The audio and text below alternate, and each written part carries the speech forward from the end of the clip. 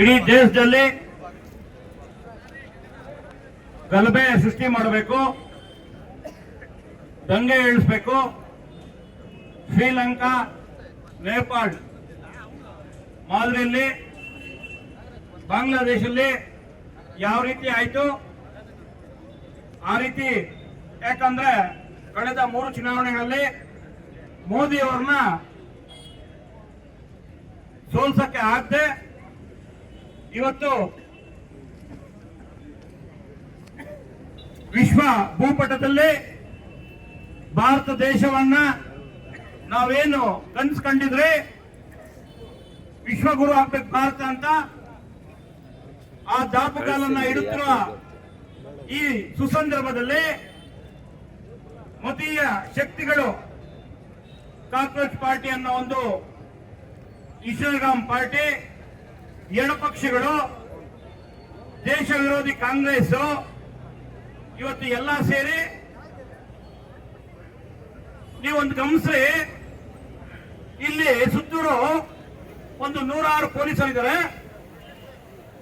ನಾವು ಈ ಒಂದು ಹೋರಾಟಕ್ಕೆ ಅವರೊಂದಷ್ಟು ಸ್ಥಳಾವಕಾಶ, ವಾಹನ ವ್ಯವಸ್ಥೆ ಮಾಡಿದ್ದಾರೆ. ಈ ಒಂದು ವಾಹನ ಕೂಡ ಅವನ್ನೆಲ್ಲ ಮೆಟ್ಟು ಬೀಳು ಬಂದು ಇರಕ್ಕೆ ನಮ್ಮನ್ನ ಇಲ್ಲಿ ಬರಕ್ಕೆ ಆಗ್ತಾ ಇಲ್ಲ ಈ ರಸ್ತೆಗೆ. ಅಂತದ್ರಲ್ಲಿ NSA, BSF, CRPF, Delhi police ಇಷ್ಟು ಭದ್ರತೆ ಇರುವಂತ ನರೇಂದ್ರ ಮೋದಿ ಅವರ ಮನೆನ ಈ ಕಿಡಿಗಡಿಗಳಲ್ಲಿ ಟಚ್ ಮಾಡಕ್ಕಾಗತ್ತಾ? ಆಗಲ್ಲ. ಯಾಕಾಗಲ್ಲ ಅಂದ್ರೆ ಮೋದಿ ಅವರು ವಿಶ್ವ ನಾಯಕರು. ನಿಮಗೊಂದು ಗೊತ್ತಿರಲಿ, ನಾನು ನಿಮಗೆ ಒಂದೆರಡು ವಿಷಯಗಳನ್ನ ಹಂಚ್ಕೊಳಕ್ಕೆ ಇಷ್ಟಪಡ್ತೀನಿ ಸ್ನೇಹಿತರೆ. ಏನಿವತ್ತು ನೀಟ್ ಹೆಸರಲ್ಲಿ ಹಿಂದೆ 1 ತಿಂಗಳು 2 ತಿಂಗಳ ಹಿಂದೆ ಅವ್ರು ದಂಗೆ ಎಬ್ಬಿಸ್ಬೇಕು ಏನೋ ಪ್ಲಾನ್ ಮಾಡಿದ್ರು ಅಮಿತ್ ಶಾಜಿ, ಅದನ್ನ ಮಟ್ಟ ಹಾಕಿದ್ರು. ಏನಿವತ್ತು ಇವರು 65 ವರ್ಷ ದೇಶನ ಆಳಿ ಇವರು ಮಾಡಿದ್ದು 51,348 ಸೀಟು 65 ವರ್ಷದಲ್ಲಿ ಮೆಡಿಕಲ್ ಸೀಟು. ಮೋದಿ ಅವರು ಬಂದ್ಮೇಲೆ 1,30,36,930 ಅಂದ್ರೆ 85,599 ಸೀಟ್ಗಳನ್ನ ಕೇವಲ 11 ವರ್ಷಗಳಲ್ಲಿ ಇನ್ಕ್ರೀಸ್ ಮಾಡಿರೋದು. ಜೋರಾಗಿ ಚಪ್ಪಾಳೆ ಹೊಡಿಬೇಕು. ಆಮೇಲೆ ಏನು PG ಇದೆಯಲ್ಲ, PG ಸೀಟ್ಸ್ ಎಷ್ಟಿತ್ತು? 65 ವರ್ಷಗಳಲ್ಲಿ ಕಾಂಗ್ರೆಸ್ ಆಡಳಿತ ಮಾಡ್ತಲ್ಲ, ಕೇವಲ 31,185 PG ಸೀಟ್ಸ್ ಇದ್ದಿದ್ದು. ಇವತ್ತು ಅದು 1,01,700 ಆಗಿದೆ. 11 ವರ್ಷಗಳಲ್ಲಿ 70,000 ಸೀಟ್ಗಳನ್ನ ಅಧಿಕೃತವಾಗಿ ಘೋಷಣೆ ಮಾಡಿದ್ದಾರೆ. ಅಲ್ಲಿ ಓದ್ತಾ ಇದ್ದಾರೆ ಮಕ್ಕಳು. ಮತ್ತೆ ಇನ್ನೊಂದು ಹೇಳ್ತೀನಿ, 65 ವರ್ಷಗಳಲ್ಲೇ ಇದೆ ತುಗಡೆ ಪಕ್ಷದ ಕಾಂಗ್ರೆಸ್ ಸರ್ಕಾರ.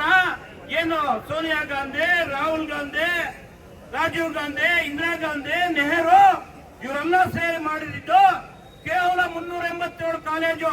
ಎಷ್ಟು? 387 ಕಾಲೇಜು. ಮೋದಿಜಿ ಬಂದ್ಮೇಲೆ ಅದರ ಕಾಲೇಜುಗಳ ಸಂಖ್ಯೆ ಎಷ್ಟು ಗೊತ್ತಾ? 780. 65 ವರ್ಷಗಳಲ್ಲಿ 380, 11 ವರ್ಷಗಳಲ್ಲಿ 390 ಹೆಚ್ಚು ಕಾಲೇಜುಗಳನ್ನ ಮೆಡಿಕಲ್ ಕಾಲೇಜುಗಳು ಮಾಡಿದ್ದಾರೆ ಮೋದಿಜಿ. ಇವ್ರು ಮಾತಾಡ್ತಾ ಇರೋದು ಯಾರ ಬಗ್ಗೆ? ಮೋದಿಜಿ ಬಗ್ಗೆನಾ? ಯುವಕರ ಬಗ್ಗೆನಾ? ನಿಮಗೆ ತಾಕತ್ತಿಲ್ಲದೆ ಸೋಲ್ಸವ್ರನ್ನ ಇದೇ 2017ರಲ್ಲಿ ಇದೇ ಸಿದ್ದರಾಮಯ್ಯನವರು CM ಆಗಿದ್ದಾಗ ಕಿಮ್ಮನೆ ರತ್ನಾಕರ್ ಅವರು ಎಜುಕೇಶನ್ ಮಿನಿಸ್ಟರ್ ಆಗಿದ್ರು. 10 ದಿವಸಗಳಲ್ಲಿ 7 ಸತಿ PUC ಪೇಪರ್ ಲೀಕ್ ಆಗ್ತದೆ. ಅವರ ಯಾವುದೇ ಸಸ್ಪೆಂಡ್ ಮಾಡಲ್ಲ. ಕೇವಲ 10 ದಿವಸಗಳಲ್ಲಿ 2 ಸತಿ ಫಸ್ಟ್ ಒಂದ್ಸತಿ ಲೀಕ್ ಆಗ್ತದೆ, ಮರುಪರೀಕ್ಷೆ ಮಾಡ್ತಾರೆ, ಮತ್ತೆ ಒಂದ್ಸತಿ ಮಾಡ್ತಾರೆ, ಮತ್ತೆ ಲೀಕ್ ಆಗ್ತದೆ. ಅವಾಗ ಎಷ್ಟು ಜನ ನೀವು ರಾಜೀನಾಮೆ ತಗೊಂಡ್ರೆ? ಸಿದ್ದರಾಮಯ್ಯನವರೇ, ರಾಜೀವ್ ಗಾಂಧಿ ಅವರೇ, ಸೋನಿಯಾ ಗಾಂಧಿ ಅವರೇ, ನೀವು ಉತ್ತರ ಕೊಡ್ಬೇಕಲ್ಲ. ಎಲ್ಲಿ ಕೊಡ್ತಾ ಇದ್ರಿ ಉತ್ತರ? ಆಯ್ತು, ನೀಟು ಯಾವ ಸಂಸ್ಥೆ ಅದು? ಕೇಂದ್ರ ಸರ್ಕಾರದಲ್ಲಿ ಒಂದು ಪ್ರತ್ಯೇಕವಾದಂತ ಸಂಸ್ಥೆ. ಅದು ಆಗಿದ ತಕ್ಷಣ 15 ಜನಗಳನ್ನ ಸಸ್ಪೆಂಡ್ ಮಾಡಿದ್ರು. ಎನ್ಕ್ವೈರಿ ಯಾರು ಹುಡುಕಿದ್ದು?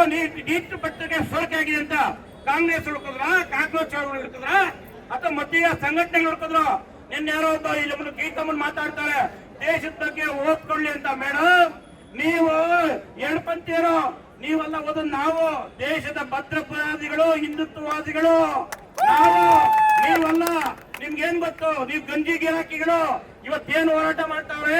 ಫಂಡಿಂಗ್ ಬಂದ್ರೆ ಮಾತ್ರ ಆಚೆಗೆ ಬರ್ತೀರಿ, ಇಲ್ಲಾಂದ್ರೆ ಬರಲ್ಲ. ಕೇಳ್ಕೊಳ್ಳಿ. ಇಲ್ಲಿ ಬಂದಿರೋ ಸಾವಿರಾರು ಕಾರ್ಯಕರ್ತರು ಸ್ವಂತ ಖರ್ಚಿಂದ ಬಂದು ಹೋರಾಟ ಮಾಡ್ತಾರೆ, ಮೋದಿ ಪರವಾಗಿ ಹೋರಾಟ ಮಾಡ್ತಾರೆ. ಯಾರು ಪೇಮೆಂಟ್ ಮಾಡ್ಬೇಕಾಗಿಲ್ಲ. ಪೇಮೆಂಟ್ ಬಂದ್ರೆ ಈಚೆಗೆ ಬರ್ತೀರಿ, ಪೇಮೆಂಟ್ ಬಂದ್ರೆ ಮನೇಲಿ ಇರ್ತೀರಿ. ನೀವು ನಮ್ಮ ಭಾರತೀಯ ಜನತಾ ಪಾರ್ಟಿಗೆ ಹೇಳ್ಕೊಡ್ತೀರಾ? ಮತ್ತೆ ನಿಮ್ಗೆ ಇನ್ನೊಂದು ವಿಷಯ ಹೇಳ್ತೀರಿ. ಇವತ್ತು ಏನ್ ನೀವು ಮೋದಿ ಮನೆಗೆ ನುಗ್ಬೇಕು ಅದ್ ಮಾಡ್ಬಿಡ್ತೀರಿ, ದಂಗೆ ಬಿಸಿ ತುಕಡೆ ಮಾಡ್ತೀರಾ. ಭಾರತ್ ಮಾತೆಗೆ ತಂದೆ ಅಂತ ಕೇಳ್ತೀರಾ. ಭಾರತ್ ಮಾತೆ ಎಷ್ಟು ಹೇಳಿದ್ರು ನಾವು ಯಾವುದೇ ಒಂದು ಕಾರ್ಯಕ್ರಮ ಸ್ಟಾರ್ಟ್ ಮಾಡಲ್ಲ. ಇದು ನೀವು ಫಸ್ಟ್ ತಿಳ್ಕೊಬೇಕು. ಕೋಲಾರದಿರೋ ಕಾಂಗ್ರೆಸ್ ಹಾಕ್ಬೋದು, ತಿರುಳಿ ಹಾಕ್ಬೋದು, ದೇಶ ವಿರೋಧಿಗಳು ಯಾರೇ ಇರಲಿ. ಇವತ್ತು ಕೆಲವರು ಕಾಲೇಜುಗಳವರು ನಮ್ಮ ಬಿಜೆಪಿ ಬಗ್ಗೆ ಸಂವಿಧಾನಿಕ ಹುದ್ದೆ ಸಂವಿಧಾನ ಅಂತ ಮಾತಾಡ್ತಾರೆ. ಸಂವಿಧಾನಿಕ ಹುದ್ದೆನ ಅಲ್ಕರಿಸಿರೋದು ಮೋದಿಜಿ ಅವರು.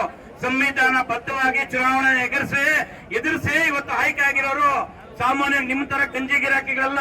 ಇನ್ಸ್ಟಾಗ್ರಾಮ್ ಪೇಜಲ್ಲಿ ಹುಟ್ಟಿರುವಂತ ಪಕ್ಷ ಅಲ್ಲ ಇದು. ಇವತ್ತು 23 ರಾಜ್ಯಗಳಲ್ಲಿ ನಾವು ಆಡಳಿತ ಇದ್ರೆ ಎಲ್ಲಿದ್ದೀರಿ? ಒಂದೆರಡಷ್ಟು ಬೆಳೆಂಕಷ್ಟು ಮಾತ್ರ. ಇನ್ನು ಮುಂದೆ ಏನಾನ ನೀವು ಬಿಜೆಪಿ ಬಗ್ಗೆ ಆಗ್ಲಿ ಹಿಂದುತ್ವ ಬಗ್ಗೆ ಆಗ್ಲಿ ಏನ ಮಾತಾಡಿದ್ರೆ ಪ್ರಕಾಶ್ ರಾಜ್ ನಿನಗೆ ಇವತ್ತು ಯಾವತ್ತು ಹಿಂದುತ್ವ ಬಗ್ಗೆ ಮಾತಾಡಿದ್ರೆ ಫಿಲಂಗಳು ಚಾನ್ಸ್ ಇಲ್ಲ. ಇವತ್ತಿ ಒಂದು ಏನು ಸಂಘಟನೆ ಒಂದು ಧರ್ಮನ ಓಲೈಸಕ್ ಹೋಗ್ತೀಯಾ? ಫಸ್ಟ್ ಆಫ್ ಆಲ್ ನಿನ್ಗೆ ಎಷ್ಟು ಕಡೆ ಹೋಟೆಲ್ ಇದೆ ಗೊತ್ತಾ? ನಿನ್ಗೆ ಎಷ್ಟು ಅರೆಸ್ಟ್ ವಾರೆಂಟ್ ಇದೆ ಗೊತ್ತಾ? ಎಷ್ಟು ಕೇಸ್ ಇದೆ ಗೊತ್ತಾ? ನಾವು ಒಂದು ಸತಿ ಕೂಗು ಹಾಕಿದ್ರೆ ಲಕ್ಷಾಂತರ ಜನ ಹುಡ್ತಾರೆ. ದೇಶ ಧರ್ಮ ಇಲ್ಲಿ ದಲಿತರ ಪರವಾಗಿ ರೈತರ ಪರವಾಗಿ ನಾವು ಹೋರಾಟ ಮಾಡ್ತೀವಿ. ನೀವು ದಂಗೆ ಎಕ್ಸಕ್ಕೆ ವಿರೋಧಿ ಫಂಡ್ಗಳನ್ನ ಬಳಸ್ಕೊಂಡು ನಮ್ಮೆಲ್ಲ ಬರಕ್ಕಾದ್ರೆ ಎಲ್ಲ ಹಿಡಿದ್ಬಿಟ್ರೆ ನೀವು ಕುಡಿ ಹೋಗ್ತೀರಿ. ನೀವು ಹೋರಾಟ ಒಳ್ಳೆ ರೀತಿ ಇರಬೇಕು. ನೀಟ್ ಬಗ್ಗೆ ಅಷ್ಟೇ ಓಟ ಇರಬೇಕು. ಧರ್ಮದ ಬಗ್ಗೆ ಆಗ್ಲಿ, ಭಾರತ್ ಬಗ್ಗೆ ಆಗ್ಲಿ, ಅಥವಾ ನರೇಂದ್ರ ಮೋದಿ ಅವ್ರ ಬಗ್ಗೆ ಆಗ್ಲಿ, ಪಕ್ಷದ ಬಗ್ಗೆ ಆಗ್ಲಿ ಇರೋದ್ರೆ RSS ಬಗ್ಗೆ ಮಾತಾಡಿದ್ರೆ ಅವನ NSA ಗೂಂಡ ಮಾತಾಡ್ತಾನೆ. ಫಸ್ಟ್ ಆಫ್ ಆಲ್ ತಂದೆ ತಾಯಿಗೆ ಊಟ ಹಾಕ್ತೀಯಾ ನೀನು?